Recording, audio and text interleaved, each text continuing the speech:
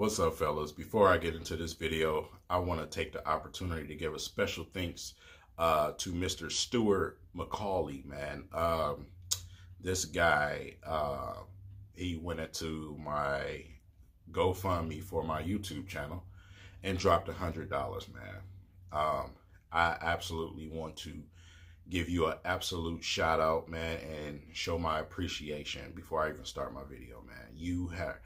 You are helping me tremendously, tremendously, man. I should be able to take that, get new bulbs for my studio setup, man, and try to get a few more things as far as equipment, microphone, and I'm working on a headset as well. So I'll be taking that money and spreading it towards things. So I just want to say thank you for helping me, you know, towards what I'm trying to do with this channel, man. Also to my Patreons, man. I have not forgot about you, the two of you. Yes, your contributions as well.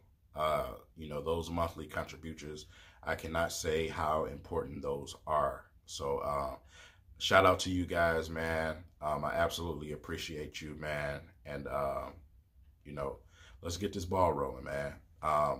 Another thing I want to say is to the people that have been seeing me at my job. A lot of you been coming. I can't remember all the names. Tyrone, I remember you. Tyrone, what's up, brother? That was just recent. And to the man who seen me at Sinai Grace, man, I was taking my pops to a doctor's appointment. I believe your name was Ron or Rob, one or the other. You can let me know in the comments, man. I definitely want to say I appreciate you, man. But as you can see, what I have to deal with during the day, also working at night. So it's definitely been tough to push this content out. But you guys keep me motivated, man. And I absolutely appreciate each and every one of y'all. So with that being said, let's get to this video. Cops is watching, the streets is talking. Your hopes are holders unfaithful. Holders unfaithful. Your family ungrateful. Your niggas ain't loyal. Clock D's, bar trees, out of drop V. Rep Detroit every time I'm in front of a camera. Clock G's, bar trees, out of drop V. Better boss up and get this money. Rep Detroit every time I'm in front of a camera. Pistons fans, what's the deal? It's your boy, man. Here to talk about the conclusion of the NBA Summer League for the Detroit Pistons. Yesterday was that conclusion. We went up against the Brooklyn Nets, man, and two factors was the reason why the Pistons were finally eliminated. We came in 4-0, but the Pistons lost by a pretty reasonable margin yesterday, and there was two key reasons. Number one, Bruce Brown didn't play. Bruce Brown has been the leader of this team the entire summer league. He's been playing point guard, but he also does things on defense that we need, obviously. So that was factor number one. Number two was the fact that Jarrett Allen played for the Nets. Why is Jarrett Allen playing? I mean, come on, dude. With the experience that you have, you're a starter in this league. Why are you playing in the NBA Summer League? You've been in this league for 2 seasons, man. Coming from the Brooklyn Nets, man, arguably probably should start over DeAndre Jordan. Why is he playing? Anyway, that's what happened. It's the Summer League. You know, and that's all it is. You know, don't put anything into the Summer League. You just wanted to see some skill sets from some players, man. Training camp and preseason is where you really need to do your measuring. Summer League is a fun thing. It's a fun thing to see some of the guys get drafted, you know, to see what it's like to be out there on the court, to get some of those nerves out. Sekou played today for his first game in the quarterfinals. So, yeah, that should say a lot right there. His first game today, he scored 9 points. Was out there pretty poised on offense, didn't try to force anything, you know, just let stuff come to him. On On defense, he had a few struggles here and there on defense. Something that he's going to have to learn, obviously, and something that, you know, should be expected. If you wasn't expecting that, then you need to learn basketball because, you know, the guys that he's playing with overseas, even though they're adults, the speed is totally different. The speed is absolutely different, man. So it's something that he's going to have to adjust to. So, yeah, him continuing his training and going through training camp preseason, he should be ready come season time. He has plenty of time to improve. You know, no basketball for 2 months or so it's going to suck. It's really going to suck. You know, for the Lions fans on here, you know I'm coming with my video about training camp. I'm coming. Trust me. I'm not stalling.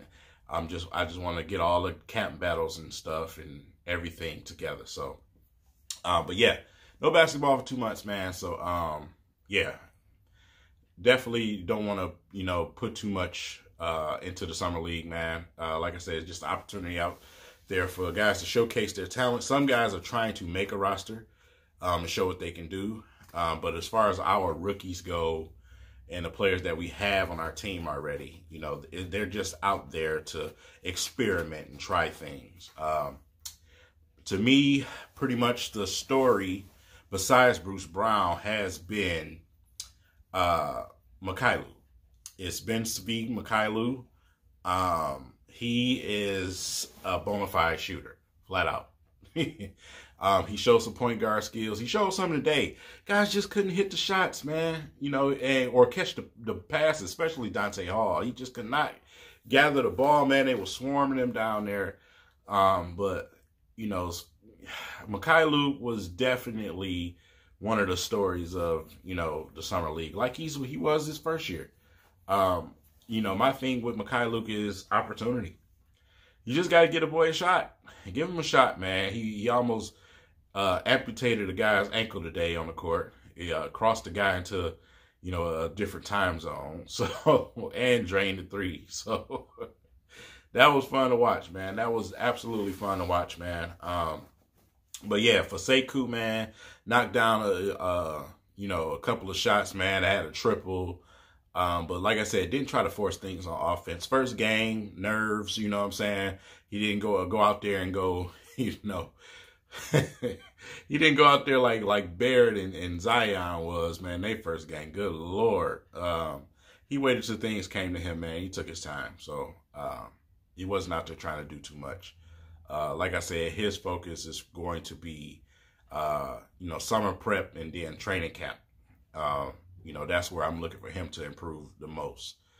But yeah, Kyrie Thomas kind of been struggling over the last couple of games, man, after he had that hot start. Davidas, man, he, you know, didn't really show too much either. Jordan Bone ran a pick and roll, was shooting a lot of mid-rangers. You know, wasn't knocking them down on a consistent basis, but you know, his speed, it did show. It definitely did show. I could see why they drafted him, man. Jordan Bone played pretty okay. He is definitely going to improve. But definitely I could see why, you know, the Ish Smith traits, the speed, you know, attacking the basket and penetrating. I can see why they went ahead and drafted the young man. So developing him, you know, a player who reminds me of Jordan Bone when he first came, but probably was a little bit better of a shooter, was Van Vliet, man. You know, short little guy, speedy, fast, man. You know, tough little dude. So I'm looking for, you know, Dwayne Casey to develop him just like he did with Van Vliet, man. So that'll be fun to watch. That'll definitely be fun to watch. As far as Costello, though, should the Detroit Pistons take a serious look at Costello?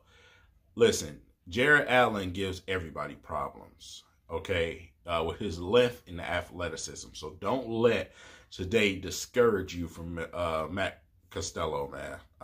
We are talking about somebody that's an established player in the NBA going against, you know, somebody who's just getting a whiff of the NBA. So Costello has played solid, man. Yeah, definitely he has played solid over this stretch. And I've been pretty impressed with him. Dante Hall too. Dante Hall is a toolbox guy. You know, he's not an offensive scoring threat like Costello, man, but he's a toolbox guy. You know, that Eric Moreland type of guy, you know what I'm saying? So will the Pistons go with one of these young guys, or will they go with the veteran? Uncle Grandpa Chris Paul. I mean, not Chris, good Lord. Chris Paul. What am I thinking about right now? Paul Gasol. Grandpa Paul Gasol is 39 years old, man. And, you know, the Pistons are reportedly taking a look at him. Me personally, I would say a hell no to that. 39 coming off of stress fracture surgery in your foot does not scream, you know, I'm going to be there and be available. To me, that would be an absolute bonehead thing to do. You know, at his age, coming off that with that type of injury, surgery coming off of. So I'd rather go young, try to develop somebody, man. I would go. I don't even know if Eric Moreland is a free agent or not. I would go and get him. To be honest, I want some young legs out there, man. Somebody that's going to block some shots and snatch some rebounds, man. Be a utility guy out there. Do pretty much everything Zaza couldn't do. I'm tired of, you know, we getting too many handicapped guys. You know what I'm saying? So, you know, we got to keep our prayers and hopes for Blake and Derrick Rose already. And that's enough. You know what I'm saying? I think Derrick Rose will be pretty much fine. Him and Blake, I think they should be able to, you know, get some of the load off of Blake. So I think those two should be fine. But Paul Gasol is 39, coming off a stress factor in his foot. So no, I wouldn't do it personally. Me personally, my opinion. I'm not saying you're wrong for wanting to, but my opinion, that'll be a hell no. I'm all set. I am definitely all set. But yeah, you know, with the conclusion of Summer League, man, the only thing to look forward to is training camp. The Pistons still have to get a center, though. So I'm going to be interested to see what they do in that situation. They need to go ahead and get somebody now, get them, you know, coded in, man, so we can, you know, start to follow these players' development, man.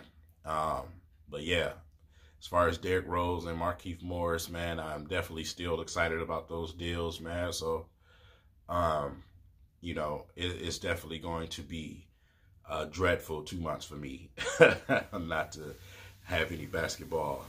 So I'll be following on Snapchat and Instagram and everything I can, like I do every summer, to put reports out about these guys. So we have entered the dead zone. So you guys let me know what you think in the comments, man. Do you think it was a cheap move for Brooklyn to do that? You know what I'm saying? To put Jared Allen out there. Hey, come on, really? Really?